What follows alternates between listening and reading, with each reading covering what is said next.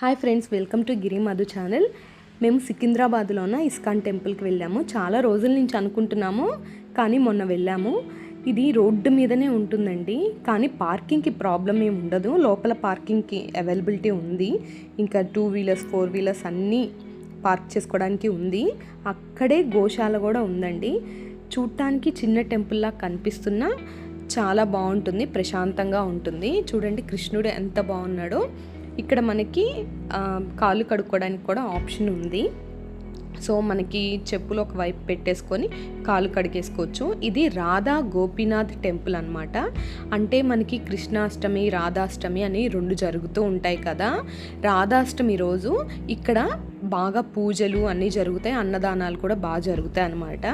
చూడటానికి చిన్న టెంపుల్ అయినా చాలా ప్రశాంతంగా చాలా బాగుంది. ఎక్కువ మంది జనం లేరు. అలా టెంపుల్స్లో ఎక్కువ మంది జనం లేనప్పుడు ఇంకా మనం దర్శనం బాగా చేసుకోవచ్చు అనమాట. ప్రశాంతంగా అనిపిస్తుంది. సో ఇక్కడికి ఏ ఇస్కాన్ టెంపుల్ అయినా చాలా పీస్ఫుల్గా ఉంటుంది. మెయిన్గా ఇస్కాన్ టెంపుల్స్లో మనకి డెకరేషన్, నాకైతే మెయిన్గా దేవుళ్ళ డెకరేషన్ బాగా నచ్చుతుందండి. చాలా బాగా అందంగా డెకరేషన్ చేస్తారు దేవుళ్ళని. చూడండి ఎంత బాగున్నారో. ఇలా చాలామంది వచ్చి కళ్ళు మూసుకొని ప్రశాంతంగా ఒక 5 మినిట్స్ అలా కూర్చుంటారు. ఎంత మనసు ప్రశాంతంగా ఉంటుందంటే మన స్ట్రెస్ మొత్తం రిలీఫ్ అయిపోతుంది చెప్పాలంటే.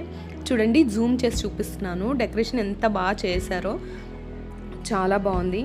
మెయిన్గా అందరూ టెంపుల్స్కి ఎందుకు వెళ్తారో నాకు కామెంట్ బాక్స్లో కామెంట్ చేయండి. ప్రాక్టికల్గా మాట్లాడుకోవాలి అంటే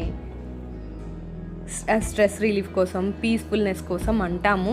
ఓకే, అది నిజమే. టెంపుల్స్కి వెళ్తే పీస్ దొరుకుతుంది అండ్ ప్రసాదం కూడా దొరుకుతుంది కదా. టెంపుల్స్లో పులిహోర చాలా బాగుంటుంది.